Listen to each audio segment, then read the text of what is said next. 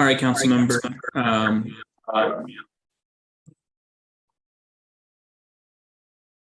We are now live everywhere, and you can begin when you're ready.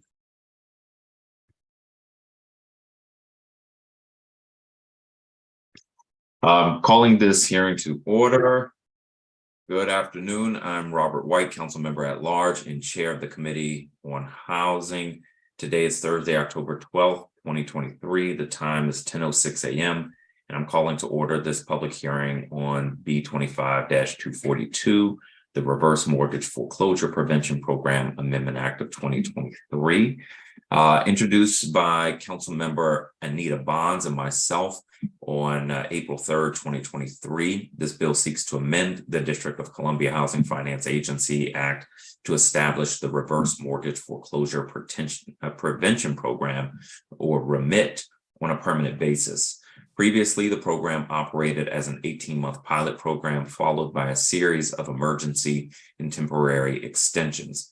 The most recent temporary law, unanimously passed, will expire on January 25th, 2024.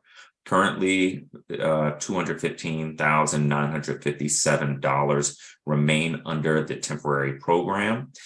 The bill aims to assist eligible seniors with reverse mortgages by offering a zero-interest, non-recourse loan of up to $25,000. The loan is specifically designed to help seniors address outstanding property taxes, property insurance debts, condo fees, and homeowner association fees that could potentially result in foreclosure. The permanent measure before us aligns with the temporary program with two notable differences. Under the temporary program, seniors could qualify for up to $40,000 in assistance. However, under this measure as introduced, the maximum assistance amount is $25,000. Additionally, the eligibility criteria have expanded to include homeowners whose spouses have executed a reverse mortgage. Later today, we will hear from District of Columbia Housing Finance Agency, the implementing agency responsible for both the temporary and permanent bills. I will be asking them if they have any concerns about the legislation or are seeking any modifications. The Reverse Mortgage Foreclosure Prevention Program Amendment Act of 2023 provides the district an opportunity to mitigate foreclosure risks, foster a more resilient and equitable housing market, and most importantly, support our seniors. Before we start hearing testimony, I want to lay out the ground rules for our public witnesses. Everyone who is participating in today's hearing should have received a copy of the witness list by email or on the council's new online hearing portal. I will call up witnesses from the list. When I call your name, the staff will promote you from Zoom attendee to Zoom panelist so that you can testify. When you are promoted, you will drop out of the hearing momentarily and come back into the hearing as a panelist, after which time you can unmute for your testimony. Public witnesses will have 4 minutes to testify. Advisory neighborhood commissioners will have 5 minutes to testify.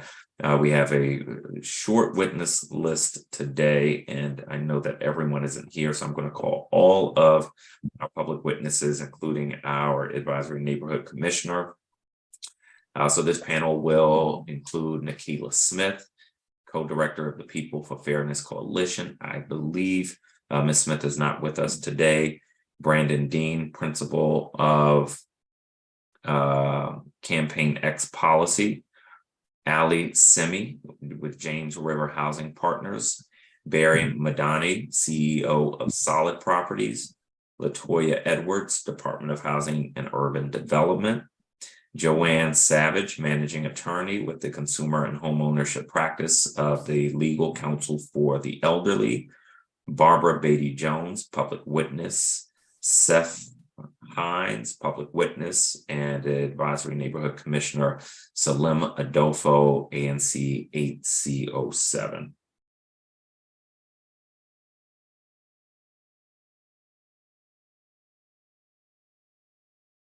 Give us a moment to get everyone.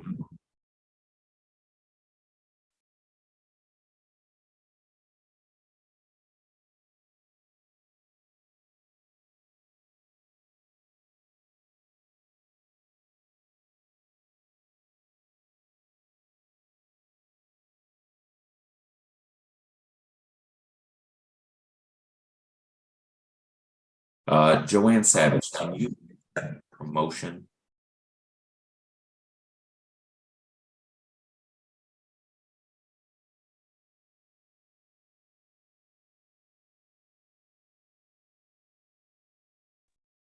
Thank you. My apologies. Excellent. No problem. You are up first, Joanne, so you can begin your testimony when you're ready.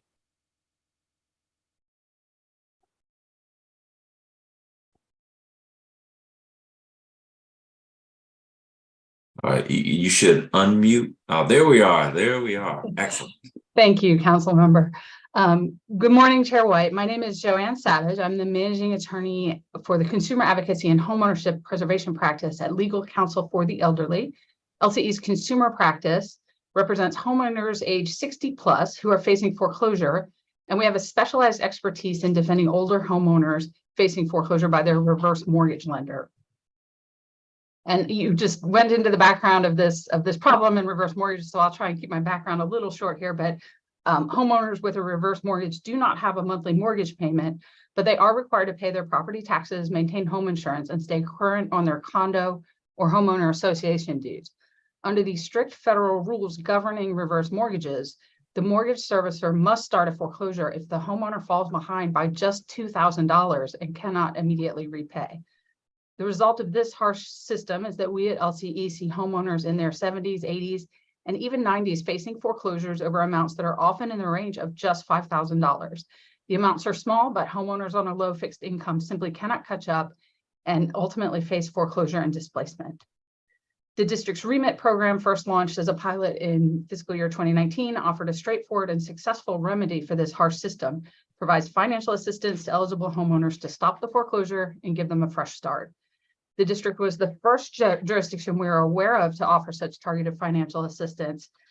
It was designed to meet the needs of older homeowners who may not qualify for other assistance programs, and it proved remarkably effective.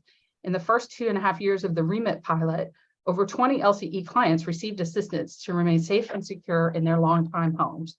It's also remarkably cost-effective. Data from the DC Housing Finance Agency indicates that in fiscal year 2021, the average REMIT assistant amount to stop the foreclosure was just $8,312. Making this program permanent is a key first step in preparing to combat the displacement of lower income Black and Brown homeowners after the COVID era homeowner assistance fund phases out. So following the pilot phase of REMIT, the COVID pandemic upended the foreclosure lawsuit, including a 2-year pause on foreclosure cases and new filings. And additionally, the federally funded Homeowner Assistance Fund was created to assist homeowners impacted by the COVID pandemic. So in recent years, HAF has been, well, in the past year or so, HAF has been a relatively effective interim measure for homeowners facing reverse mortgage foreclosure, but those funds are not permanently available. And now is the time for the district to begin planning to continue its work to prevent displacement of longtime residents and preserve Black homeownership when the HAF program is no longer available. Instituting a permanent REMIT is a great first step for that. LCE's experience confirms that the threat of reverse mortgage foreclosure will continue to impact lower income homeowners, and particularly in the Black community. Since 2019, LCE has assisted at least 40 new clients facing reverse mortgage foreclosure. These clients range in age from 67 years old to 91. Our data indicates that the average delinquency is under $10,000. 15 of the clients initially owed $5,000 or less when they came to LCE, yet each risked the loss of their home. I'll tell you a few sample stories of these clients. A 79-year-old veteran who fell behind on his property taxes when he was unable to work after a cancer diagnosis. A chronically ill 69-year-old homeowner who struggled to maintain her finances after her husband was diagnosed with dementia and entered a nursing home. An 83-year-old client who fell behind on her condominium fees while struggling with depression after the loss of her son, and a homeowner who did not realize his insurance had lapsed once the reverse mortgage company obtained force-placed insurance on his property, which is what the mortgage company will do if your own insurance lapses.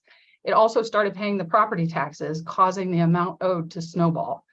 A client who has continued working into her 80s, including through the pandemic, but accrued past due condominium fees while in a dispute with the association about lack of repairs in her building. The reverse mortgage stepped in and paid the condo fees, putting her at risk of foreclosure on her home of 27 years. I have more stories in my written testimony, which I've just submitted. And, because we work hand in hand every day with so many clients facing similar experiences, LCE strongly urges council to make the remit program permanent. And based on our experience with this program, which, it was a great program from the start, but we do have some suggestions that could be incorporated based on the prior experience. One is just to be sure to really keep an eye on increasing accessibility and authorizing HFA to streamline the application process as much as possible. These are typically older homeowners, very low income, facing technical challenges using technology. So the council should empower HFA to further streamline the application process and allow certain eligibility factors like hardship and income to be established by attestation or by proxy, such as geographic location in some parts of the district. And the HAF program had federally, there are some models for that type of proxy. Second, ensure that the relief is available to the widows and widowers of reverse mortgage borrowers. And I do see that the bill currently includes that relief. Third, increase the assistance threshold from $25,000 to $50,000. We believe the $25,000 cap will be sufficient for the vast majority of homeowners. So for most cures, this is going to continue to be low cost. It appears that 37 of the 40 clients we've assisted since 2019 would come under that $25,000 cap. However, we are aware that in some unusual circumstances, a homeowner may need more than $25,000 to cure the default. We also know the housing costs are going up. So we advocate increasing the standard assistance cap to $50,000 to accommodate such unusual cases, and perhaps to provide HFA discretion to make a larger grant in compelling circumstances. And finally, consider transitioning from a non-recourse loan to a grant. So right now, remit places a lien on the home to recover any money if there is equity at the end of the day. But this does increase the administrative costs of the program. You have to do a loan closing with a title attorney for that. And because that lien is second in place to the reverse mortgage, it's unclear if the district is really recovering much money and might consider whether overall the costs of that are worth it. HAF, by contrast, operates as a grant program without the lien process on the home. I thank you very much for the opportunity to testify today, and I'm happy to answer any questions, and I have just submitted written testimony. So much. Next public witness will be Barbara Beatty Jones.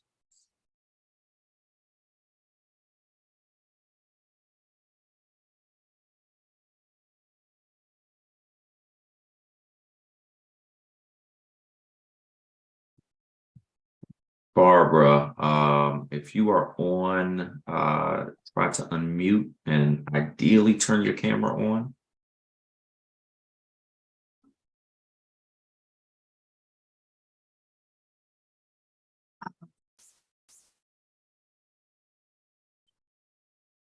Oh, believe me.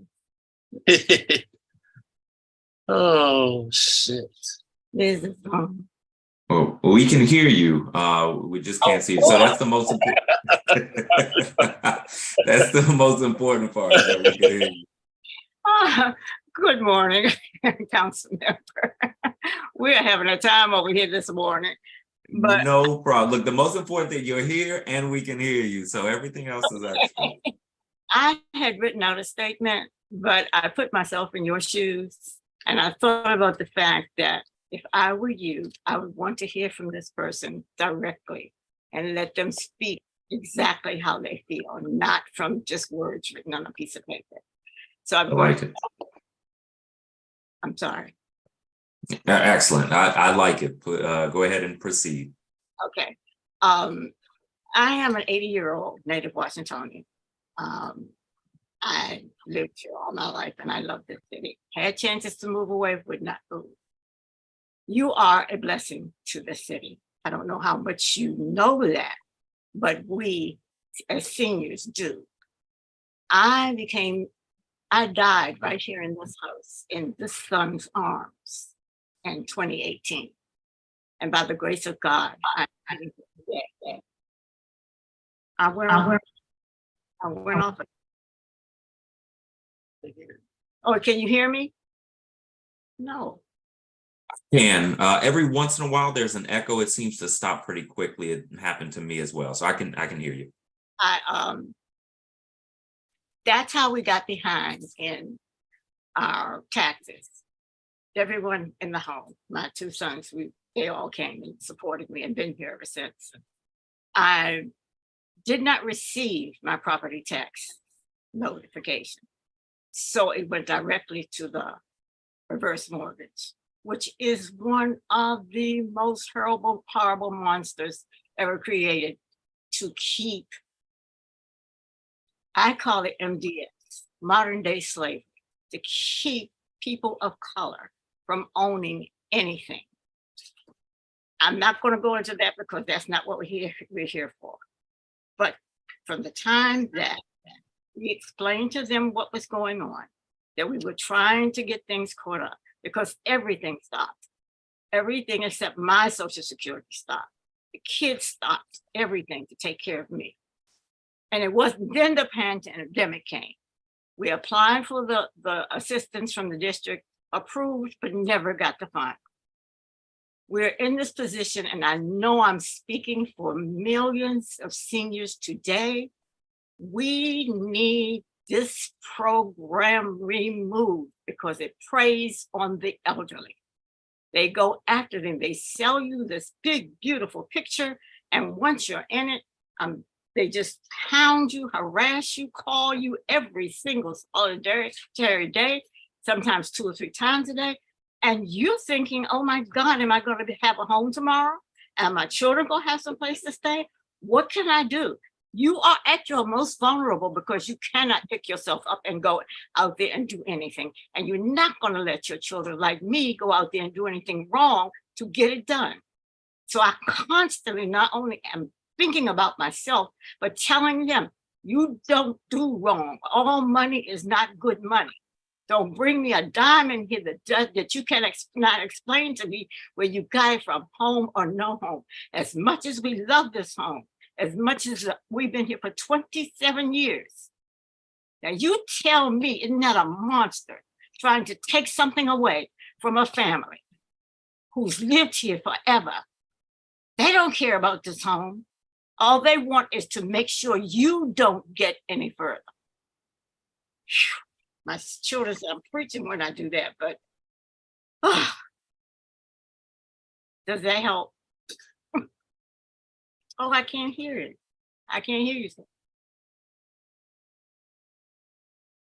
Is it my side? I'm hitting the table. It's me. I'm so we all have difficulties with this. I forgot to take myself off mute. That is very helpful. Are you able to stay around for a few minutes? I want to check to see if our final witness is here, and then I'm going to go to questions. So do you have a couple of minutes, Ms. Jones?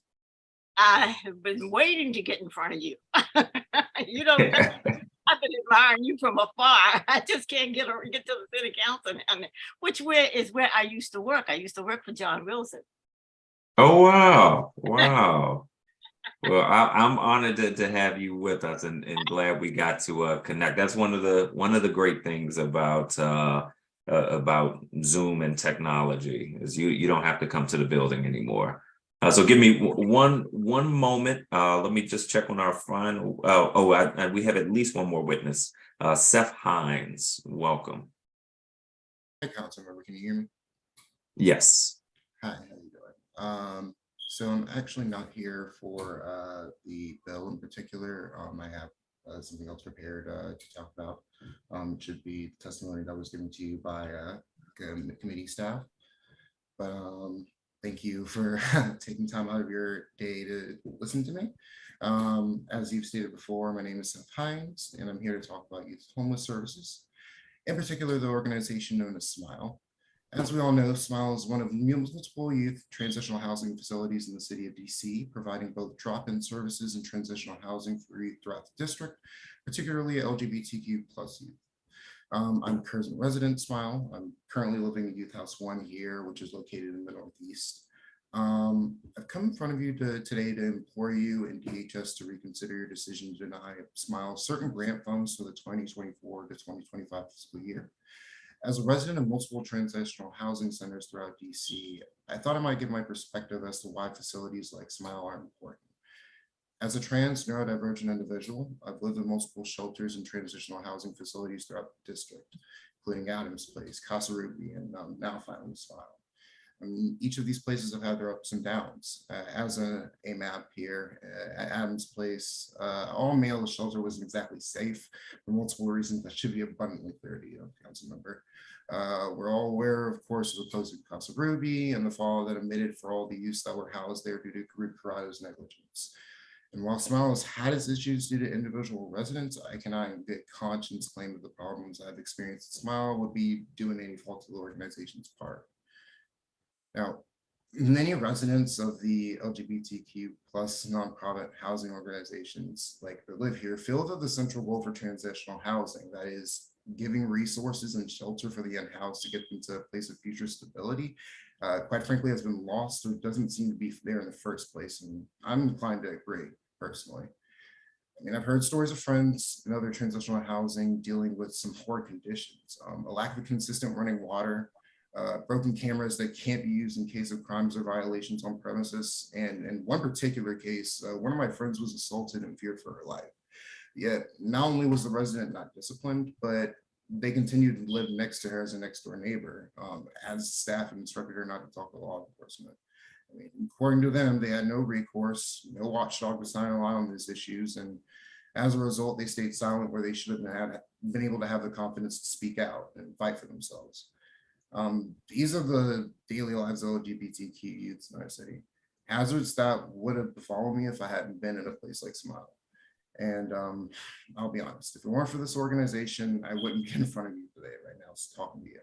I mean, every step of my journey to attain housing in this city has been followed by multiple steps back, be it through attempting to gain employment help through project empowerment, only to be rejected after waiting for a background check that never came, to bureaucratic laziness and a lack of awareness stymieing my ability to even so much as like apply for a housing voucher, or even living hand to mouth as a result of waiting for DHS to compensate me for certification programs or help me with in terms of EBT cards. Where I would have gone without food, I mean, Smile made sure to support me where I could, ensure I didn't have to worry about that. Where I could have floundered and gave up with project empowerment, my case managers were not only able to help me liaison to help me get referred to another program, but also helped me obtain a IT certification. Even now with the threat of the losing funding, like Smile is doing all in their power to ensure that my transitioner from shelter to renting, despite the fact that my stay has been truncated by the loss of funding, they've been doing their best to help me get out of youth house one and get to a safer place. Councilman, we know that when it comes to matters of LGBTQ youth homelessness, that quite frankly, the buck stops here. I may be exiting this program soon, but I'm not going to be the first nor the last to experience more of these types of hardships. And it's going to take more than youth housing organizations to tackle these issues, especially when the many residents, the housing organizations are a big problem in itself. From my perspective, Smile has done more than any other organization to ensure that those issues have been taken care of. And of those 3,722 youths that are homeless in the district currently, according to DC statistics, more than 40 are LGBTQ plus and rely on the services like Smile to survive currently. If you and like the rest of the council members, the committee take the time to reassess and restore Smile, let's grant these people can thrive. If you have any questions, more than happy to take them. Thank you so much, Seth. Hopefully you can hang around for a few minutes because I do have a couple of follow-up questions. Let me just check on our final witness. Commissioner Salim Adolfo, are you with us? Not present. Okay. All right. Well, let me move to just a few questions. First, Ms. Jones, I appreciate your testimony. I'm glad that you are still with us. My question for you, as somebody who you have a reverse mortgage currently, is that right? And it's the worst thing I could ever have done. So do you do you think a reverse mortgage could be good for anybody? Is it a tool that might work for some? No, in my estimation, no. Even if only the couple, a husband and wife, or the children who take the money and there's no heirs, it's still not good because these people prey on the property. They prey on the fact the United States of America will be owned by the reverse mortgage companies if we don't put a stop to them now. They will be selling the property. The counties won't own it. The states won't own it. It will belong to this one entity who has taken the land and done what with it? Just like this young man. Do you think they would open up a place for him to live? No. You have a better possibility of a person who may live in a home and open a door to say, if you have no heirs, what would you like to be done with your property? They may say, house the homeless. Give them a choice. You don't have a choice. And they sell you a picture that makes you think you're safe. We will never ever come in and do anything to you. I fell for it, just like so many other seniors fell for it, thinking that it was a way to advance. And it was all a lie. What would have happened? I mean, this you may not want to go into this, and if you don't want to, that is fine. If there was not a reverse mortgage option, what would you have done in the difficult circumstance? Are there other options that might have been better? It could have been, but they were not in existence at that time. This is why we're talking to you. You are, God sent you to us. There is a way to keep it done. When Marion Barry was the mayor of this city, there were doors that were open for young people. Any problem, doing anything. I'm off. No, you're good. It's on our end. You're good now. There were sources to go to for help. He even had people to come in and help with improvements in the homes. It's a way for it to be done. I've seen it before with my own eyes. People thought the seniors that you have in this city today are here because they want to be, not because we want to see our city become what it was at one time. Yes. It did not belong to one person. It belonged to all of us. We all love this city. That's why we're here. We love this city. Yes. See it go right. My heart breaks every time I hear one of our youth being killed, or this young man. I have tears in my eyes because it's not. We are too strong for that. If we focus on the right things will happen. Our youth will feel worthy of being Black. BLAQUE, not BLACK. BLACK is a Crayola crayon, and you are not Black. You are an entity. You are a race of people that was created in this country from the slaves that were brought over here. Any Black person who cannot tell you where they came from, this country created this race. Now they don't know what to do with it. And that's how we got here. That is a profound wisdom, Miss Jones. I'm inclined to agree. Let me ask a couple questions to Joanne Savage. This program focuses only on taxes and fees like condo fees for people 62 and older who have reverse mortgages. Is this problem confined to that population though, or are people with traditional mortgages having the same issue? It's absolutely not confined. I would say, it's fair to say that this subset of our clients and homeowners really can be uniquely vulnerable, and also that the amounts that trigger a foreclosure are so small.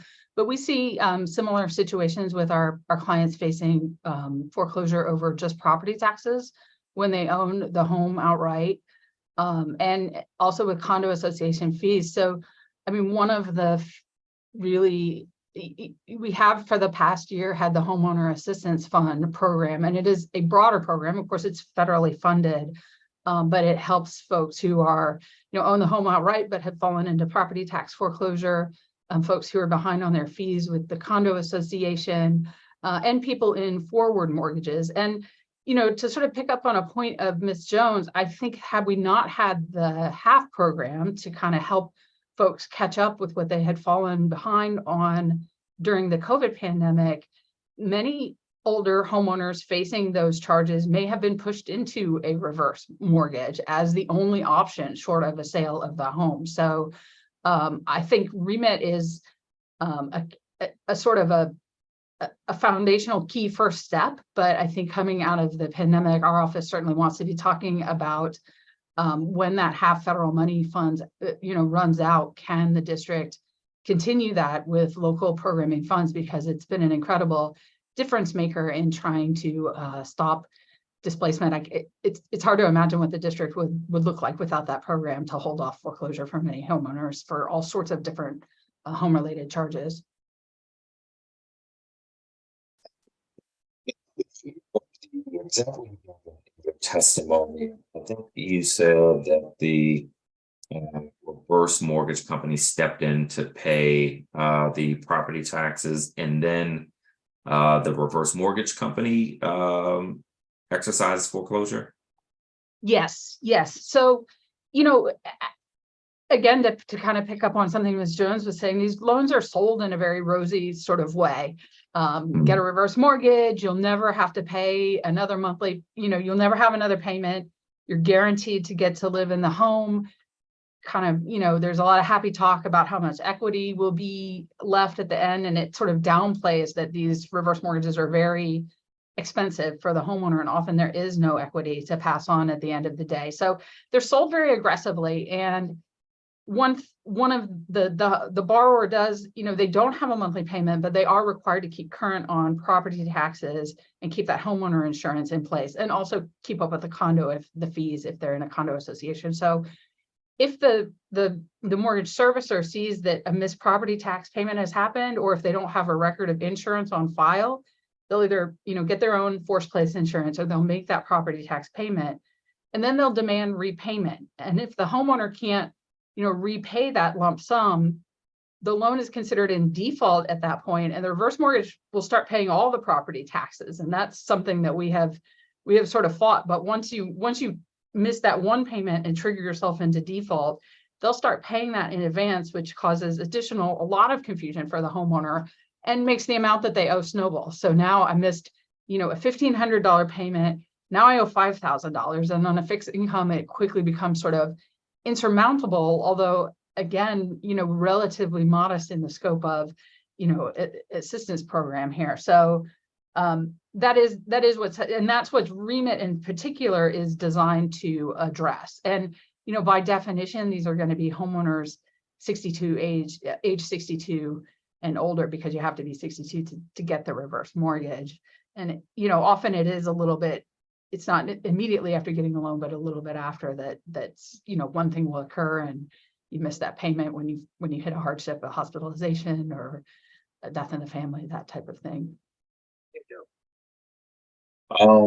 There were some suggestions you made in your testimony that we're looking at. And if we have any questions on those or need to talk through them, we may reach out to you on that. Great. Fantastic. Thank you. And, I should say, I historically, the HFA, they've done a very good job running this program, and I think being attentive to the needs of older borrowers. So I don't want to, as I said, our experience more recently has been a little more with HAF, because that federal money, and for applicants to HAF, they sometimes can come under the automatic stay of their foreclosure. But I don't want to not mention that HFA, I think the staff historically has been very attentive to the needs of these older borrowers. Yeah, I appreciate that. Seth, I'm glad that you joined us today. Your testimony triggered us to reach out to the Department of Human Services to understand what was happening here. The council does not determine who gets grants. We make sure there's money for grants, but we don't determine who gets them. So we are now looking into this issue to understand what happened with Smiles grant. What, if any, repercussions there may be, because this type of housing is incredibly important and already in short supply. So I'm glad that you joined us today, and we will get some information promptly on this and see how we can help. One of the things I wanted to get clarity on in your testimony, you mentioned some troubling conditions at some housing for LGBTQ plus youth. Is that housing funded, to your knowledge, with DC grant funds? From what I can understand, most likely. Okay. From what I do understand, like most of what the organizations of what I know in terms of LGBTQ plus housing here are under the jurisdiction of DC and DHS. So I'd imagine that their funding would most likely come from them as well. Okay. What I would encourage you to do if you become aware of, as you become aware of specific issues, either you or people living there, have them reach out to the housing committee so that we can look into these issues. It is hard enough trying to figure it out and stabilize. We don't need issues with, lack of running water or anything else that makes it difficult to impossible to live in these programs and benefit from them. So please use us as a resource.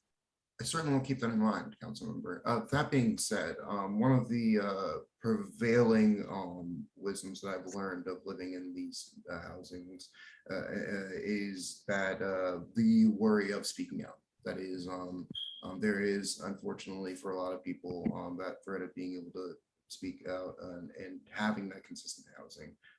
One of the things that's come up to me and that I've come to consider a lot more is, of course, with the new curfew that's been put in place last month, I kind of see a little bit of a worry, like with places like Smile closing down, Casa Ruby, of course, being another extra, seeing a sort of cycle of students that are under 16, maybe don't have any parents, or maybe they don't live with their parents, going to transitional housing places such as these, dealing with the threat of worrying about living in housing, deciding not to worry about that, becoming classified as literally homeless, and then going through the cycle of being picked up by the police, asked what they're doing, having nowhere to go, staying inside the department, staying inside the police building for up to until 6 a.m, going back out and repeating. There are going to be a lot of kids that don't really have an idea of who to go to in this regard, and I think that council and in particular DHS should consider having some sort of liaison for these people to go to. It's from what I understand, it doesn't really seem like case managers aren't necessarily always on the best interest. Doesn't necessarily seem that the organizations are in their best interest, and it takes a lot, no offense, of course, to reach out to people like you, council member. So while I do appreciate that, and I will keep that in mind for residents like me and my acquaintances, that is also something to keep in mind. Okay, I appreciate that. I hear that. One thing I would suggest in closing is if folks would like, they can reach out to us confidentially or just tell us it's confidential and we will handle it appropriately.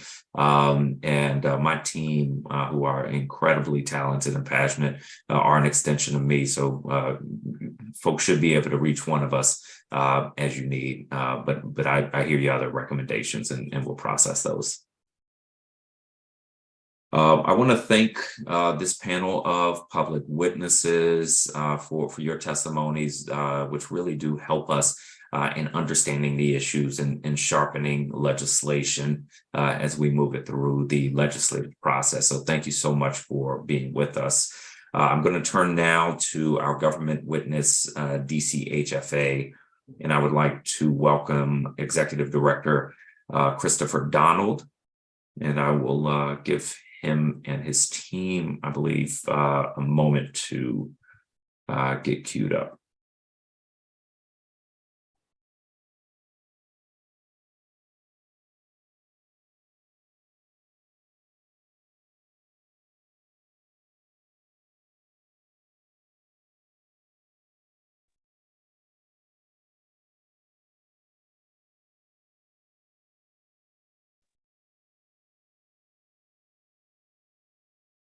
Morning, council member. Can you hear me? I can, Director. How are you doing today? I am fantastic. The sun is shining and we're on the green side. That's right. That's right. So what I will do is, I believe you have a couple of people who may be answering questions as well. Is that right? Yes, I have my Senior Vice President, Wendy Redfern, who is right next to me. And I also have with me my Chief of Staff, Nicole Neighbors Jackson, and she's here to make sure that we stay in line, so she won't be answering questions.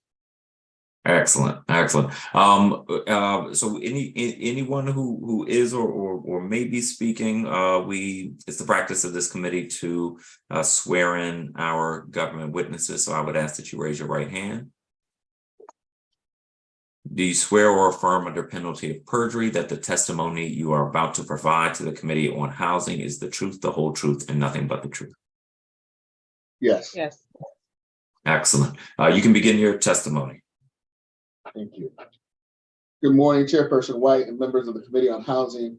My name is Christopher Donald, and I am the Executive Director and CEO of the District of Columbia Housing Finance Agency. Here with me again today is Ms. Wendy Redfern, Senior Vice President of Single Family Programs, and Ms. Nicole Neighbors Jackson, Chief of Staff for the Housing Finance Agency. On behalf of our Board of Directors and the agency staff, thank you for the opportunity to appear before this committee and provide a brief testimony in support of Bill B25-242, the Reverse Mortgage Foreclosure Prevention Program Amendment Act of 2023.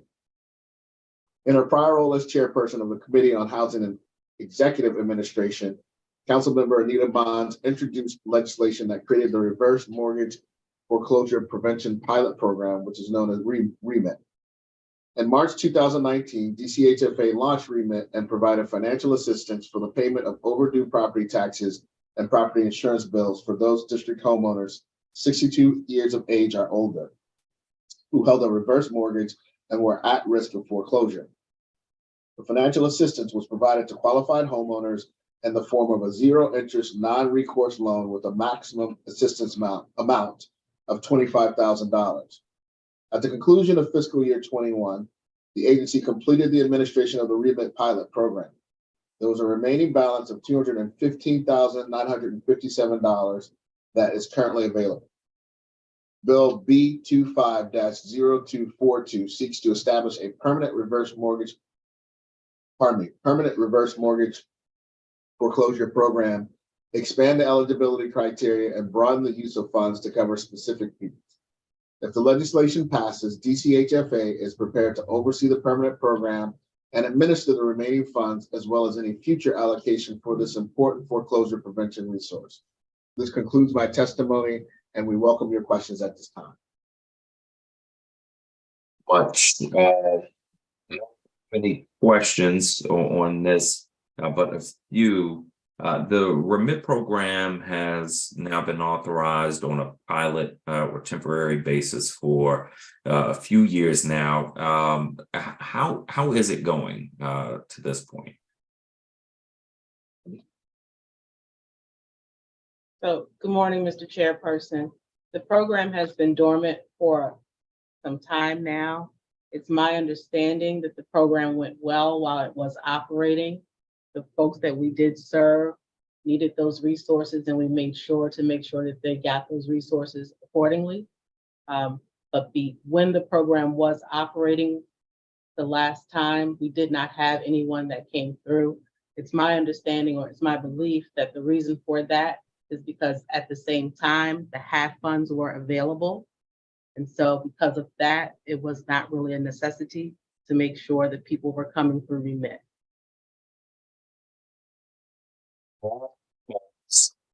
all of the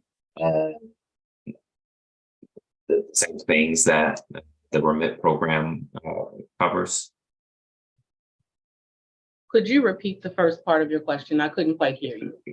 Yes, you were suggesting that remit had not been used, likely because of the availability of half funds. What I'm trying to understand is, did the available uses for permissible uses for the half funds, were they the same, or did they cover all of the permissible uses that remit funds cover? So I am speculating on that. I am not as familiar with the permissible uses of the half fund. I only am familiar with what remit allowed. And Okay. know that we did not receive any applications during that time. Had we received them, we would have processed them. And when did the remit funds become available? Even roughly. The remit funds initially became available, I believe, in 2019. Okay, that sounds about right to me. Okay, all right. So just before the pandemic, and half funds are running low. Is that right? Again, council member, we weren't administrating the half funds. That's So we right. don't have all the details on the operations of the program, unfortunately. All right. So DCAHFA has at this point no experience administering remit. So no one has. I just want to make sure I understand that. No one has applied for it and gotten funds. No, we definitely had experience administering the program. What my colleague was saying was during the period that the HAP program was in operation, the applications appeared to have paused, right? Yeah. Because there was Okay. resource. But we had several Okay. years of administration. I see. Okay, and then once the half funds became available, then We did not have no. any applications that came through during that period. Excellent. Excellent. Okay. Excellent. So based on your previous experience with remit, do you know how many seniors benefited from the program? Based on the data that we have available, it appears that we had 21 seniors come through the program in the past that received funds. Okay. Do you Sorry, 22, know? 22. Okay. Do you know the average amount that they received? Like Ms. Savage remarked earlier, my data shows that the average amount was $8,800. Okay. And how was the program advertised? How did seniors become aware of it, or people 62 and older? So again, I'm remarking on anecdotal data here, but it's my understanding that it was a partnership between Legal Services for the Elderly, as well as Housing Counseling Services and our agency, where we had flyers that went out, and mostly initially the starting point would have been with Legal Services for the Elderly. But I would hope and ask that, would think that Ms. Savage may have a little bit more information about that, because I was not here at that time, and I don't think that, I don't know, I don't have much information about what happened at the initial stages of when the program started. But we have plenty of ideas how to get the word out now to move forward. Are there any potential challenges or concerns that you have or foresee in implementing this permanent legislation should it pass? No, not really. No concerns. I heard what Ms. Savage said, and we are ready to partner with some streamlining, putting some things in place. I think those are good ideas. So yeah, we're ready to move forward. Okay. Do you have any thoughts about further expansions to eligibility? This bill would include spouses, but if we were looking at, say, next of kin, would you have any concerns about that? I mean, if I could just take a moment to think about that. Sure. And you can get back to us as well, you know. I think that would be best. Yeah, if we could just take a moment to think about that in-house, that would absolutely be helpful. Okay, and we'll be in contact with you if the bill moves forward. So we will get that feedback from you.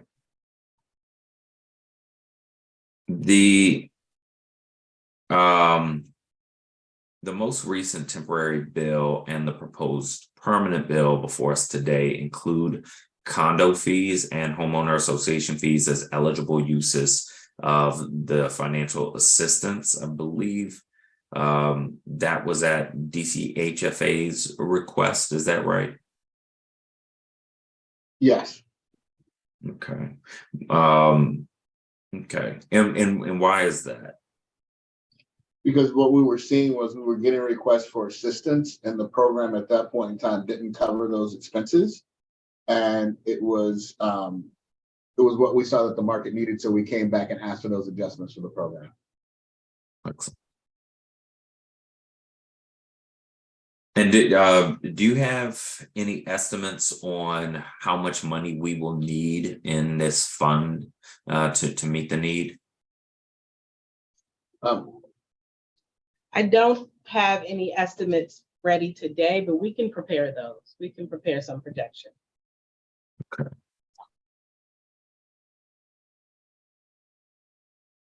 And last thing on this, can you talk about some of your ideas about getting the word out? The program has funding now, so half funds are drying up. I assume there'll be more interest in this program. So what thoughts do you have on how we get the word out? I think the first thought that we have is that, of course, we have our social media platform, but also we have our monthly home buying sessions that we already run. It could be something that we just incorporate into that, as far as making sure that information is available, right? That we are putting that information and incorporating information. It may not be necessarily about home buying, but we're spreading that word in, for lack of a better term, expanding the information that we're offering in our monthly sessions, right? So we are making sure that we are spreading more information on a monthly basis when we touch people about all of the products and programs that DCHFA offers in regard to homeownership in general. Of course, the Department of Aging and Community Living and legal services for the elderly have close contact with people who would be impacted. Okay, hey, is there Of course, anything continuing our partnerships with our partners, with legal services of the elderly and the CBOs? That's right. Anything else that hasn't come up that you'd like to state for the record on this? No, Councilmember, we are excited to continue the support of this program, and we'll put the resources of the agency behind it in terms of our people and our creativity to make sure that we can reach as many residents of the district as possible. Okay. Well, I appreciate you being with us today. Those are all the questions I have. I want to thank everyone who's joined us, particularly our public witnesses. If there is anyone who wanted to testify or would like to submit testimony and was not able to testify today, written testimony is encouraged and will be made part of the official record. So anyone interested in submitting their testimony by email can send it to the Committee on Housing at housing@dccouncil.gov. The record for this hearing will close 1 week from today at the close of business on Thursday, October. I think that date is right.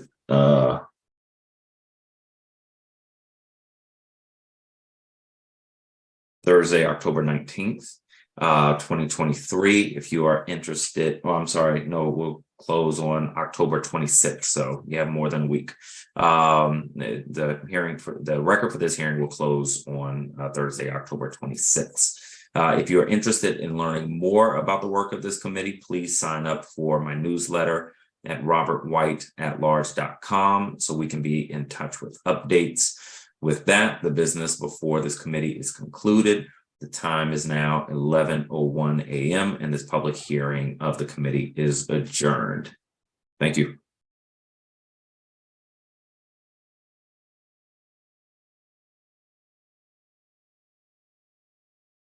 Recording stopped.